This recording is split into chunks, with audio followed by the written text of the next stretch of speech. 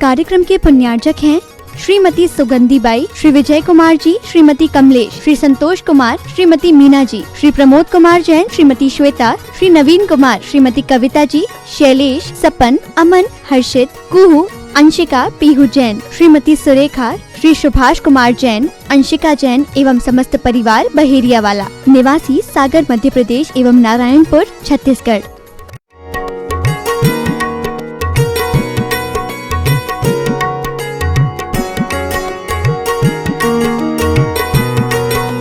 एक मनोहर संवाद यशोधर चरित्र के माध्यम से आप इस श्रृंखला को सुनने का भाव बना करके यहाँ पर बैठे हैं।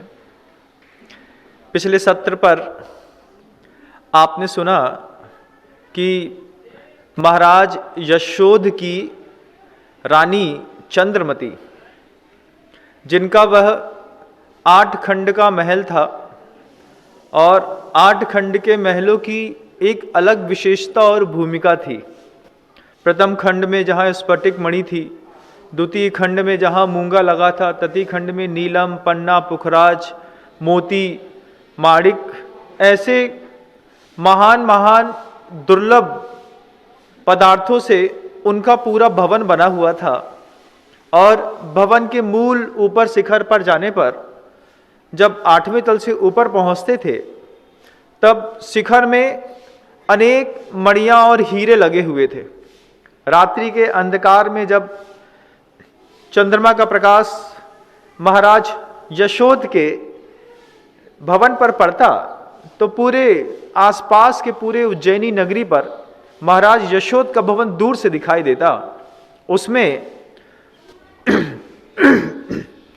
सौंदर्य को अद्भुत बढ़ाने वाले उस पद्मराग मणि के कक्ष में महारानी चंद्रमती ने महाराज यशोद से कहा कि महाराज, आपके साथ जीवन का प्रत्येक सौभाग्य प्राप्त हुआ, अब हम एक और सौभाग्य चाहते हैं, मुझे एक पुत्र चाहिए। पुत्र की उत्पत्ति शब्द सुनते ही महाराज यशोद गहन चिंतन में डूब गए, क्योंकि दोनों की शिक्षाएं अलग अलग स्थान पर हुई थी। महारानी चंद्रमती अलग देश से आई थी और महाराज यशोद का शिक्षण लालन पालन, जैसे आपको पूर्व में विदित है कि गुरुकुल में, वो भी श्रमणों के गुरुकुल में रह करके महाराज यशोद का लालन पालन हुआ था, जहां विद्या अध्ययन से पूर्व ही उनको शुरुआत में ही गढ़ंत पदार्थों का, आलू प्याज इत्यादि का वहां पर त्याग करा दिया गया था। इस तरीके से उनका विद्या अध्ययन भी अपने आप में बहुत अद्भुत तरीके से हुआ। महाराज यशोद को जो कलाएं आती थी, उन कलाओं से रानी चंद्रमती अनभिज्ञ थी।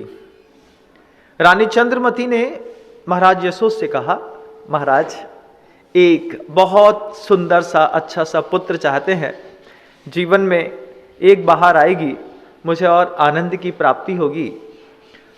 महिला को जब भी पुत्र दिखाई देता है तो महिला को क्या, दुनिया में जितने भी लोग हैं उन लोगों को प्रायः करके जो चीज़ दिखाई देती है, उस दिखाई देने वाली चीज की ओर ही उनका ध्यान रहता है। और हम करते भी वही हैं। आप देखिएगा कि घरों के अंदर शरीर है, शरीर को लेकर के जितनी सुविधाएं हम बच्चे को दे सकते हैं वो सब देने का प्रयास करते हैं। बच्चा गोरा होना चाहिए, बच्चा स्मार्ट दिखना चाहिए, बच्चे का अच्छा एजुकेशन होना चाहिए, बच्चे का अच्छा खान पान होना चाहिए, बच्चे के लिए अच्छे कपड़े होने चाहिए, बच्चे को रुकने के लिए अच्छा जो है वो मकान होना चाहिए, बच्चे के घूमने आने जाने के लिए बहुत अच्छे और भी साधन चाहिए। आपकी जितनी भी योग्यता, जितना भी पुरुषार्थ, जितना भी आपका कर्तव्य रहता है वो मात्र शरीर संबंधी रहता है। लेकिन महाराज यशोद को तो अपना राज्य शासन चलाना था। उनको शरीर से ज्यादा इस बात की अंदर चिंता हुई। वे अंदर ये सोचने लगे कि कैसे पुत्र का प्रसव तो सामान्य बात है, लेकिन एक असामान्य पुत्र का प्रसव करना अपने आप में बिल्कुल असामान्य बात है। दुनिया में जैसे घर के अंदर जो भी संतानें पैदा होती हैं ये सब सामान्य संतानें कहलाती हैं बंधु, लेकिन जिसको राज्य शासन संभालना हो उसके लिए कुछ असामान्य भाव भी अंदर होता है, जिसकी जानकारी महाराज यशोद को बहुत अच्छे से थी। रानी कहती है मुझे एक पुत्र चाहिए, और महाराज यशोद सोचते हैं कि उस पुत्र के अंदर जो योग्यता होनी चाहिए, क्या चाहिए उन महाराज यशोद को अपने पुत्र के अंदर। महाराज चिंतन करके सोचते हैं मेरा पुत्र ऐसा हो जो अत्यधिक सहनशील हो, अत्यधिक क्षमा धर्म को समझने वाला हो, विवेकी हो, जागरूक हो, साहसी हो, धैर्यवान हो, किसी भी चीज में निर्णय लेने की उसके अंदर शक्ति बनी हुई हो, निरोगी हो, उसके अंदर बिल्कुल निस्वार्थपना हो, शारीरिक और मानसिक शक्तियों में वो पूर्णतः निर्दोष हो, जीवनचर्या बिल्कुल निर्लोभी पने के साथ जी जा रही हो, जिसका आनंदमय जीवन हो, जिसके जीवन में उत्साह हो, जिसकी जीवन में तेज हो, जिसकी वाणी में जोश हो। ये सारी चीजें बंधु आप सोचिए शरीर में कहीं पर भी दिखाई नहीं देती। न साहस दिखाई देता है, न धैर्य दिखाई देता है, न जोश, न क्षमा भाव, न सहनशीलता। लेकिन ये सारी चीजें आप सोचिए, आश्चर्य की बात है कि जब हम संतान की उत्पत्ति के लिए प्रयासरत रहते हैं, उसी समय ये सारी चीजें उस संतान को मां और पिता के द्वारा दे दी जाती है। महारानी को दिख रहा था कि एक बालक जो भौतिक दृष्टि से हमारी हाथ में हो, और महाराज यशोद को दिख रहा था एक ऐसा बालक जो भौतिक और आध्यात्मिक दृष्टि से अत्यधिक विवेकशील, संपन्न, ज्ञान संपन्न, सौर संपन्न, उत्साह संपन्न, तेज संपन्न हो। ऐसे दोनों की सोच अलग अलग थी और दोनों अपने अपने तरीके का चिंतन कर रहे थे। महारानी चंद्रमती पुनः महाराज यशोद से कहती है महाराज मुझे एक अच्छा पुत्र चाहिए। महाराज यशोद कहते हैं रानी अवश्य, लेकिन उसके लिए योग्य समय, योग्य क्षेत्र, योग्य काल की आवश्यकता पड़ती है। अभी वह समय नहीं आया। समय कब आएगा उसके लिए कुछ साधना की भी आवश्यकता होती है। महाराज यशोद रानी चंद्रमती को समझा रहे हैं, पति पत्नी को समझा रहा है कि पुत्र को लाने के लिए दंपति को एक साधना करनी पड़ती है। और वह साधना, अगर आप जैन दर्शन के जो जानने वाले हैं, जब आपने कभी भी आदि पुराण पढ़ा होगा तो अंतिम भाग के अंतिम करीब 100 पृष्ठ इसी बात को लेकर के लिखे गए हैं कि इस सृष्टि पर एक सद संतान का आना किस तरीके से होता है। महाराज यशोद ने रानी चंद्रमती को समझाया, रानी पुत्र लाना भौतिक दृष्टि से तो सामान्य बात है, लेकिन जिस दृष्टि से मैं एक पुत्र को चाहता हूं, जो राजपुत्र चाहता हूं, जो क्षत्रिय चाहता हूं, जिसके माध्यम से वो शौर्य पैदा हो, क्योंकि पूर्वजों की एक परंपरा रही है, हमारे पूर्वजों में जातिगत ऐसी विशेषताएं रही हैं, वर्णगत ऐसी विशेषताएं रही हैं कि क्षत्रिय कुल में पैदा हुआ व्यक्ति गाय को बचाने के चक्कर में अपनी जान देने की ताकत रखता है। ये जातिगत विशेषताएं हैं जो किसी एक इनबिल्ट क्वालिटी किसी जाति में ही रहती है। ब्राह्मण की भी विशेषता रही है। ब्राह्मण जो है ज्ञान के अर्जन करने में अपनी पूरी जिंदगी लगा देता है। ठीक इसी तरीके से शूद्र और वैश्य के अपने अपने कर्म हुआ करते हैं। और जब जाति संकर की बात आती है, जब दो अलग अलग विचारधाराओं के जो अलग अलग जाति के लोग मिलते हैं, तो वर्ण संकर होने के कारण, जाति संकर होने के कारण उनकी शक्तियों में भी अलग अलग प्रभाव पड़ता है। और सिर्फ वर्ण संकर के कारण, जैसे किसी अन्य कास्ट के व्यक्ति ने अन्य कास्ट के किसी बच्चे से शादी कर ली, तो बेटी अदर कास्ट की है, लड़का अदर कास्ट का है, दोनों मिलने पर कल्चर जो एक्सचेंज होता है, उसका जेनेटिक कोड कैसे टूटता और बनता है, यह भी हमको इस मामले से सीखना है। जाति संकर होने पर, वर्ण संकर होने पर लोगों में साहस और शौर्य की कमी आने के साथ कुछ मानसिक, शारीरिक, जेनेटिक दुर्बलताएं भी आती चली जाती है। महाराज यशोद रानी को समझा रहे हैं कि रानी, हमारा आपका गोत्र कर्म, हमारा आपकी जाति तो एक है, लेकिन जाति एक होने मात्र से एक अच्छी संतान आ नहीं सकती। गुरुदेव भी इस बात को मुख माटी में कहते हैं कि विचारों के ऐक्य से, आचारों के साम्य से संप्रेषण में निखार आता है, वरना विकार आता है। पति और पत्नी दोनों है, दोनों के बीच में ही संतान की उत्पत्ति होनी है, यह तो निश्चित है। लेकिन उसमें भी विचारों के एक से, दोनों का विचार एक जैसा हो। फिर दोनों का आचारों के साम्य से, आचरण पद्धति भी पति और पत्नी की एक जैसी हो। फिर संप्रेषण में निखार आता है, वरना विकार आता है। तो यशोद कहते हैं रानी चंद्रमती से कि आप क्या चाहती हैं, निखार चाहती हैं कि विकार चाहती हैं? और अगर निखार चाहती हैं तो आपको और मुझे दोनों को पुत्र को लाने से पूर्व में कुछ साधना करनी पड़ेगी। उस साधना के लिए जब महाराज यशोद अपनी पत्नी को समझाते हैं कि सबसे पहले शारीरिक शुद्धि सुचिता में धातु शोधन की प्रक्रिया होती है। संसार में किसी भी संतान को पैदा करना हो तो ऐसा नहीं बंधुओं कि सिर्फ ऑब्जेक्ट सामने होता है और हम पुरुषार्थ करते हैं और संतान आ जाती है।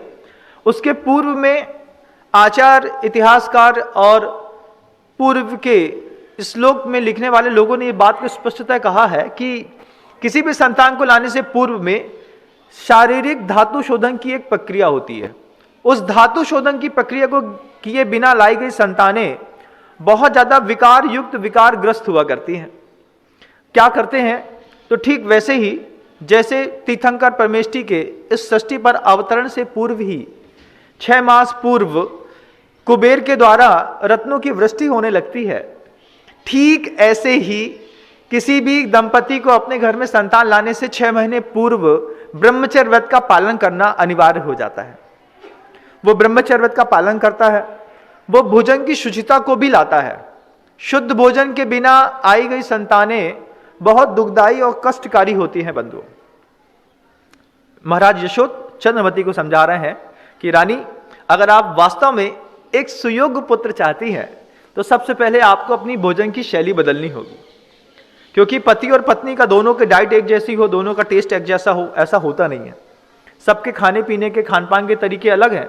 और जब पता चले कि पति जो है वो जैन कुल में अहिंसक साधुओं के बीच में रहकर के पल्लवित, पोषित और संवर्धित हुए हैं, फिर तो बात ही अलग हो जाती है कि वे जाति से क्षत्रिय लेकिन शिक्षा से कोई व्यक्ति जैन हो, और फिर एक महिला जो जाति से भी क्षत्रिय हो और शिक्षा से भी क्षत्रिय हो।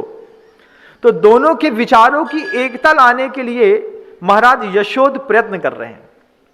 और महाराज यशोद रानी चंद्रमती को समझाते हैं कि रानी, इस तरीके से सर्वप्रथम हमको और आपको दोनों को ब्रह्मचर्य का पालन करके अपने अपने शरीर की धातुओं का शुद्धिकरण और शोधन करना होगा।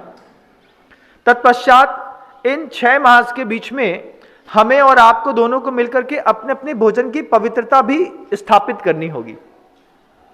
महाराज यशोद इस बात को कह ही रहे थे कि भोजन की चर्चा की बात ही कर रहे थे कि महाराज यशोद जिस खिड़की के सामने बैठ करके ठंडी हवा को लेते हुए इस चर्चा को कर रहे थे, सामने से एक वृद्ध महिला गुजरी, और वो जो वृद्ध महिला थी वह अपना एक हाथ अपने गाल पर लगाए हुए ऐसे जा रही थी। रानी चंद्रमती उस महिला को देख करके पूछती है कि महाराज, ये महिला अपने गाल में हाथ लगा करके क्यों चल रही है? चंद्रमती के इस क्वेश्चन को खड़े होने के साथ ही महाराज यशोद सिपाही से बोलते हैं कि पता करो कि उस महिला को, जो कि वह अपने पैरों से पूर्णतः स्वस्थ रूप से चल रही है, लेकिन अपने गाल पर हाथ लगा के क्यों चल रही। तब पता चला कि महिला से पूछा कि आप इस तरीके से हाथ लेकर के क्यों चल रहे हैं? तो महिला ने हाथ नहीं हटाया और कोतवाल से कहती है, मुझे यहां पर बहुत अत्यधिक पीड़ा है। पीड़ा है? क्या है पीड़ा में? बोले, मैं वो बता नहीं सकती, मुझे पीड़ा बहुत ज्यादा है। यही संवाद कोतवाल ने जाकर के महाराज यशोद और चंद्रमती से कह दिया। चंद्रमती ने कौतुक अंदर पैदा हुआ कि वह अपनी पीड़ा नहीं बता सकती। तो चंद्रमती महाराज यशोद से कहती है, मुझे उस महिला की पीड़ा जाननी। पीड़ा जानने के लिए महाराज यशोद ने जैसे उस महिला को पास में बुलाया और बुला करके स्फटिक के नीचे, तल वाले भवन पे नीचे पहुंच करके उसको देखा, तो महाराज यशोद पूछते हैं कि हे भद्रे, आपको किस प्रकार का कष्ट है? महाराज यशोद और चंद्रमती दोनों सामने आमने सामने बैठे हैं। तो वो भद्रे कहती है, जो महिला है वो कहती है, महाराज मेरा कष्ट अनिवर्चनीय है, मैं कह नहीं सकती कि मुझे किस प्रकार का कष्ट अपने इस चेहरे पर हो रहा है। महाराज यशोद कहते हैं, एक बार कहें तो मुझे पता चले। तो वो महिला कहती है कि महाराज मेरे चेहरे के इस भाग में एक फोड़ा हो गया है और उस फोड़े से निरंतर कीड़े गिरते रहते हैं। चंद्रमती ने तो सोचा भी नहीं था कि शरीर में कोई फोड़ा हो जाता है और उस फोड़े में से कीड़े गिरते रहते हैं।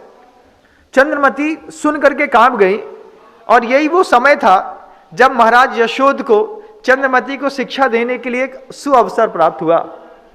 महाराज यशोद उस महिला से कहते हैं, कृपा करके आप हमें अपना वो घाव दिखा दीजिए। महाराज आप उसको देख नहीं पाएंगे क्योंकि कीड़े का गिरना बड़ा विचित्र आपको लगेगा। इसके हाथ के नीचे कटोरी रखी हुई है, उस कटोरी में वो कीड़े गिरते रहते हैं और फिर उन गिरे हुए कीड़ों को मैं कहीं स्थान पर जाकर के छोड़ देती हूँ। मेरे तीव्र पाप कर्म का उदय है महाराज, लेकिन मैं बार बार सोचती हूँ कि पाप कर्म का तीव्र उदय तो है, लेकिन इस तीव्र पाप कर्म के उदय में मेरा तीव्र पाप कर्म का बंध ना हो जाए, इसलिए मैं समता बना करके चल रही हूँ। कितना वैचित्र था, शिक्षा कितनी पवित्र थी कि तीव्र कर्म के उदय में तीव्र कर्म का बंध ना हो। ऐसी चिंतन की शैली उस महिला की। जब महाराज यशोद ने पुनः कहा कि आप कृपा करके अपना वो घाव हमें दिखा दें, महिला ने हाथ नीचे किया, हाथ में कटोरी थी और उस कटोरी पर यहाँ से घाव से गिरते हुए कीड़े उसमें दिखाई दे रहे थे, जो हल्के हल्के लाल कलर के और सफेद कलर के दोनों एक साथ थे। ये घाव देख करके चंद्रमती कांप गई। चंद्रमती तो कांप गई। महाराज यशोद उस घाव को देख करके सोचने लगे कि इस तरीके का रोग इसके जीवन में कैसे आया। और आप ये कैंसर में आप कई बार इस चीज को आप लोगों ने देखा भी होगा। एक कैंसर पेशेंट हमने खाती गांव में देखा बंधुआ, नागपुर के रहने वाले थे वो, और उनको तंबाकू खाने के कारण यहां पर एक घाव हो गया। घाव होने पर जब सर्जरी हुई, सर्जरी होने के बाद डॉक्टर ने सर्जरी करी, लेकिन सर्जरी चूंकि उनका ब्लड शुगर बढ़ी हुई थी, तो सर्जरी होने के बाद ब्लड शुगर के बढ़ने के कारण वो घाव भर नहीं रहा था, तो घाव से निरंतर थोड़ा थोड़ा रक्त, थोड़ा थोड़ा मवाद गिरती थी। एक दिन क्या हुआ कि उस व्यक्ति के उस घाव के ऊपर, सो तो रहा था वो घर के अंदर कूलर और पंखा चालू करके, लेकिन एक मक्खी बैठ गई। और बड़ी वाली आपने मक्खी देखी होगी। बड़ी मक्खी क्या होती है, जब भी वो किसी स्थान पर बैठती है तो वो अपने उदर से छोटे छोटे कीड़े छोड़ती है। वे छोटे छोटे कीड़े अगर किसी रक्त में, मांस में, मज्जा में या फिर किसी शौच मल इत्यादि में पड़ जाए तो वो 3 दिन के अंदर इतने बड़े बड़े कीड़े हो जाते हैं। इतने बड़े बड़े। बिल्कुल सत्य घटना है बंधु, बिल्कुल सत्य, मेरी आंखों देखी। तो वो उस व्यक्ति का वो घाव ठीक नहीं हो रहा था। घाव ठीक नहीं होने पर उस घाव के ऊपर, क्योंकि उनको शुगर भी थी और कैंसर भी हो गया था तंबाकू खाने के कारण, तो उसके ऊपर एक मक्खी बैठ गई। मक्खी ने उसके ऊपर वहां पे बैठ करके उधर से अपनी जो कृमियां निकाली, हजारों कृमियां उसके उस पूरे घाव में अंदर तक समा गई और चिपक गई। और 3 दिन में वो कृमियां बड़ी होकर के इस छेद से कुछ कृमियां बाहर गिरती थी इल्ली बराबर, और कुछ कृमियां उसके पेट के अंदर चली जाती थी।